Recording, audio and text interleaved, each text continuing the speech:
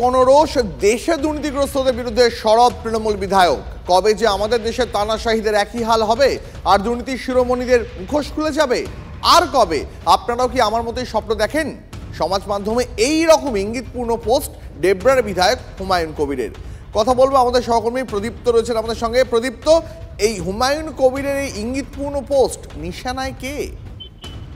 দেখো, তার পোস্টের নিশানা দেখে যা মনে হচ্ছে যে গোটা দেশের পরিস্থিতি তিনি বলছেন, অর্থাৎ কোথাও গিয়ে গোটা বিষয়টি নরেন্দ্র মোদীর সরকার বা বিজেপির সরকারের দিকেই ইঙ্গিত করছেন, সেটা স্পষ্ট। কিন্তু তা নিয়ে ইতিমধ্যেই সমালোচনা শুরু হয়েছে। তার কারণ, গোটা দেশে স্বাধীনতার ৭৮ বছর কাটলেও কখনো এই ধরনের পরিবেশ ভারতবর্ষে তৈরি হয়নি এবং সেই পরিবেশ কখনো কাঙ্ক্ষিতও নয়।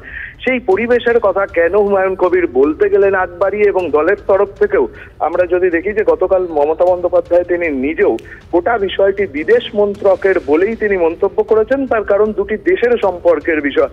সেখানে দাঁড়িয়ে তৃণমূলের একজন বিধায়ক তিনি এই ধরনের মন্তব্য করেছেন, যা নিয়ে দল ইতিমধ্যেই যা আমরা জানতে পারছি তাতে হুমায়ুন কবিরের সঙ্গে তারা কথা বলতে পারেন। তার কারণ, এই ধরনের বিষয়ে কথা বলা মানে আদতে প্ররোচনার সৃষ্টি করা, যেটা দেশের অভ্যন্তরেও তৃণমূল কংগ্রেসকে কোথাও প্রশ্নের মুখে দাঁড় করাতে পারে বলেই মনে করছেন তৃণমূল নেতৃত্ব। ধন্যবাদ।